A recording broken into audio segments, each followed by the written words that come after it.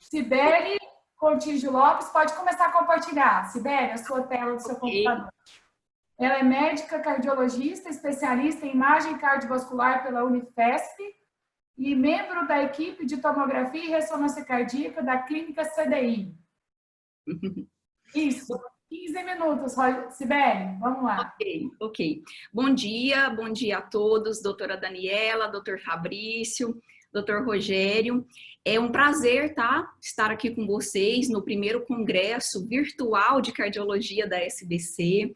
Antes de tudo, eu quero parabenizar a comissão organizadora, doutor Léo Sara, doutor Rodrigo, pelo sucesso do evento, né?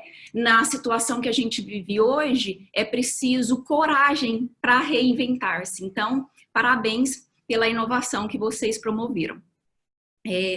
Nos próximos 15 minutos, a gente vai falar um pouquinho sobre o papel da ressonância cardíaca da ressonância cardíaca na ICFEP, né? Na IC com fração de ejeção preservada. Não tenho nenhum conflito de interesse nessa apresentação. E então, os principais tópicos da aula serão: ICFEP, quais parâmetros eu consigo avaliar na ressonância cardíaca? E ao avaliar a morfologia e os padrões de fibrose miocárdica, como eu chego ao diagnóstico, né? Como é possível fenotipar esses pacientes? E trazendo uma novidade para vocês, né, em termos de ressonância cardíaca, muito mais do que fenotipar, conseguir detectar de maneira precoce a fibrose intersticial e assim mudar a história clínica. Também abordarei, né, o novo algoritmo para a ICFEP, publicado pela Comunidade Europeia de Cardiologia, onde a ressonância se encontra no diagnóstico final. Então, vamos lá. Quando a gente fala em insuficiência cardíaca, né, a gente sabe que ela acomete uma população com uma idade mais avançada e com múltiplas comorbidades. De acordo com a projeção dos números e o aumento da longevidade, né, em 2030, 50% pelo menos, né, desses 8 milhões estarão manifestando insuficiência cardíaca com fração de ejeção preservada. Como já foi abordado pelo Dr. Fabrício, né, é uma fisiopatologia multifatorial, heterogênea e ainda pouco compreendida, né, onde a gente tem alterações vasculares, sistêmicas, inflamatórias, levando à alteração estrutural do coração, a alterações nas pressões de enchimento, com insuficiência, né, deficiência cronotrópica e dilatação atrial. Então, mostrando para vocês aqui como a ressonância poderia ajudar. Primeiramente, a ressonância é um exame não invasivo, não radioativo, onde todas as imagens são adquiridas, né, acopladas ao eletrocardiograma, então a gente consegue avaliar todo o ciclo cardíaco com alta reprodutibilidade e baixa variabilidade, onde o biotipo do paciente não oferece limitação para a gente, à medida que eu consigo, através de múltiplos planos, fornecer uma alta resolução espacial e temporal. E o contraste, né, utilizado quando a gente vai avaliar a perfusão do miocárdio, o realce tardio, né, a fibrose miocárdica, é o gadolínio. No que diz respeito à avaliação de fração de ejeção e abordagem volumétrica, a ressonância cardíaca através da cine-ressonância é o padrão ouro. Com ela eu consigo fazer um cálculo mais preciso da fração de ejeção, né, e dos volumes, à medida que eu consigo delinear a borda endocárdica, né, e através do método de Simpson, dá uma maior reprodutibilidade a essas medidas com melhor segmento no tratamento clínico. Então, além da função, né, da avaliação morfológica, a gente consegue avaliar fluxo, né, aparato valvar, fluxo valvar através do contraste de fase, além de assim, avaliação anatômica, né, através da infiltração de gordura, edema, e quando a gente menciona a doença arterial coronariana, é possível fazer uma perfusão de estresse e de repouso e avaliar a presença de isquemia no paciente coronariopata. Então, publicado recentemente, agora em janeiro de 2020, no JACC Image, a gente vê que é possível, né, avaliar todos esses parâmetros que classificam a disfunção diastólica como o remodelamento cardíaco, né, a alteração das pressões de enchimento, através da ressonância. Pelo phase contrast, então, essa análise do fluxo, tanto mitral quanto da veia pulmonar, eu consigo mostrar essas medidas e de maneira indireta, direta eu consigo avaliar a fibrose, o remodelamento e o volume atrial. Então vamos dar um exemplo rapidinho para vocês. A deformação cardíaca, ela já antigamente, assim, já há alguns anos vem sendo avaliado pela técnica nessa primeira imagem, pela técnica de tagging miocárdico, onde eu consigo avaliar as alterações de relaxamento, né, e alterações de contratilidade do miocárdio. E agora, mais recentemente, assim, semelhante ao speckle tracking do eco, eu consigo avaliar o filter tracking, que também vai me dar essa noção, né, de alteração de relaxamento, de torção e da contratilidade segmentar. Aqui, para exemplificar, nós temos uma imagem, uma primeira imagem de realce tardio, mostrando fibrose e infarto na região apical. Então, na imagem de filter tracking, eu tenho a disfunção da contratilidade nessa mesma área e, através disso, eu consigo calcular o strain longitudinal e o radial. Então, só para mostrar, delimitando cada ponto, né, principalmente na borda subendocárdica, a gente consegue fazer essa avaliação e como isso pode me ajudar em termos de ICFEP, através de alterações na avaliação da torção, né, tanto, por exemplo, na hipertrófica quanto na amiloidose, eu consigo diferenciar e distinguir, né, ajuda na avaliação desses diagnósticos.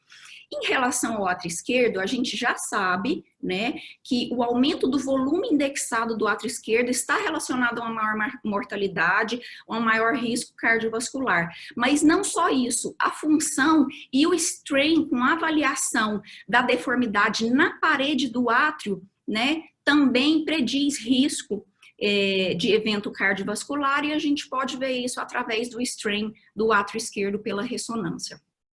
Então, está aqui uma ilustração de forma geral de como a ressonância poderia ajudar na avaliação de disfunção diastólica. Isso não é utilizado assim de maneira na prática clínica, né? Não é o nosso dia a dia. O método robusto para avaliação da disfunção diastólica é o ecocardiograma. Então, agora vamos falar sobre como a ressonância poderia ajudar no fenótipo e na caracterização tecidual. O realce tardio, tá? É uma técnica onde a gente avalia a impregnação de gadolínio no miócito que está lesado. A aquisição das imagens são feitas 5 a 10 minutos após a injeção de contraste e a identificação das áreas de infarto, né, além do auxílio na avaliação da isquemia e essa noção de viabilidade, né, à medida que eu acometo ou não a transmuralidade do segmento, faz do realce tardio uma peça-chave no diagnóstico diferencial das patologias de base que cursam com ICFEP. Aqui é um estudo do Dr. Kim, clássico do Circulation, que, assim, ele revolucionou, né, a avaliação do tecido miocárdico. E mais que isso, a gente pode diferenciar o que é isquêmico do não isquêmico. Então, aqui só para mostrar para vocês, eu queria falar que na doença não isquêmica, o realce tardio, a fibrose, ela se dispõe de maneira múltipla. E no epicárdio, e na doença isquêmica, eu acometo subendocárdio pro epicárdio, é de maneira contígua. Na doença não isquêmica, eu preservo o subendocárdio, e na doença isquêmica, né, no infarto, o subendocárdio está acometido. E o importante, né, o que ajuda a diferenciar uma do outro, é que a fibrose na doença não isquêmica, por exemplo, a miocardite, não está, as alterações não estão restritas ao território coronariano, o que é diferente do infarto, né, ele já corresponde ao território coronariano. Então, diante dessas várias possibilidades, né, de alteração da fibrose miocárdica, a gente tem as doenças isquêmicas e as patologias não isquêmicas com seus diversos padrões. Então, por exemplo, aqui eu tenho um realce acometendo o subendocárdio, então já sei que é um infarto, um realce difuso, onde eu tenho dificuldade para anular o miocárdio na técnica de realce tardio, onde eu penso em amiloidose, não tem um padrão assim, mas normalmente a sarcoidose acomete o septo interventricular e assim por diante. Então, numa fase mais avançada, eu tenho a fibrose substituindo o tecido miocárdio normal, né? Na técnica de T2, aí na imagem T2, a gente avalia o edema, mas e quando eu já tenho a disfunção diastólica lá apontada pelo ecocardiograma do Dr. Rogério, mas eu vou para a ressonância e ainda não tenho realce tardio, né? Não tenho fibrose macroscópica. A ressonância consegue avaliar a fibrose intersticial através de mapas multiparamétricos, mapas de T1, T2, T2 estrela e avaliação do volume extracelular, e consegue caracterizar o tecido e as diversas estruturas miocárdicas, auxiliando na elucidação das doenças cardíacas.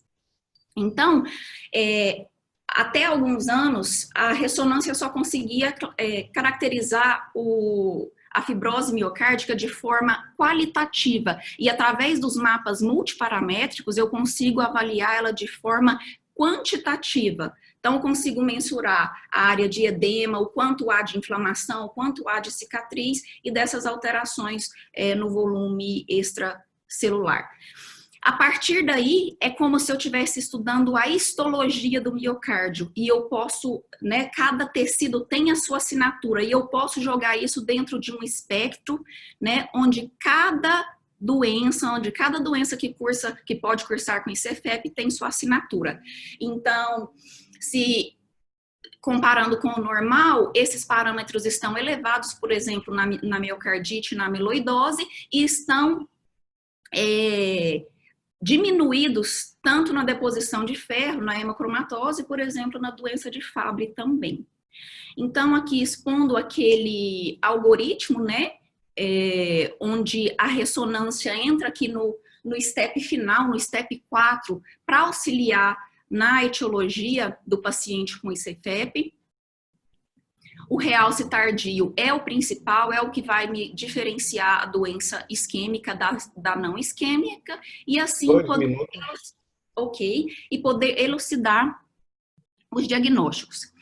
Esse artigo é muito interessante, do Dr. Jamie White, publicado no Circulation, onde ele avaliou 125 pacientes com morte súbita abortada. Então, num primeiro momento, onde o paciente não tinha sido submetido pela ressonância e teve morte súbita abortada, 49% dos pacientes eram considerados como tendo um coração normal, estruturalmente normal. E uma porcentagem deles, 22, como idiopático. Quando esses pacientes foram submetidos à ressonância cardíaca, a gente veio com um novo diagnóstico e reestratificou e realocou em novas etiologias todos esses pacientes. Então, tá aqui exposto para vocês, né, tanto a avaliação morfológica, estrutural e de padrão de fibrose que eu tenho na hipertrófica, na hipertrofia por hipertensão, na amiloidose, na doença de Fabry, na endomiocardiofibrose e tantas outras. Aqui é o que a gente tem, né? De novo, que ainda não está na prática clínica, mas vocês vão ouvir falar, que é o mapa de T1 e de T2. A tractografia, né? Avaliando a disposição das fibras miocárdicas e conseguindo relacionar isso de forma precoce com a arritmia ventricular. E a avaliação do fluxo em 4D, né? Principalmente aí para valvopatia e doença congênita. Então, o que eu queria deixar de mensagem para vocês é: as lacunas existem, sim, a gente ainda tem muito que avançar, mas o futuro está cheio de oportunidades. Os métodos de imagem, o eco, associado com a caracterização tecidual da ressonância, são essenciais no diagnóstico e no prognóstico das cardiomiopatias. E o que a ressonância tem de maior vantagem? É a caracterização tecidual, que a gente viu no realce tardio, no mapa de T1 e na avaliação do volume extracelular. A gente sabe que a fibrose miocárdica está relacionada ao prognóstico em quase todas as patologias cardíacas e que a ressonância cardíaca, ela ajuda na escolha, né, na atuação da fisiopatologia de base e consegue modificar o desfecho clínico na doença cardiovascular. Obrigada, era isso. Parabéns, Sibeli. Aula linda, muito participativa, com várias coisas para acrescentar, que a gente pode usar como ferramenta, né, nesse desafio da UCFEP.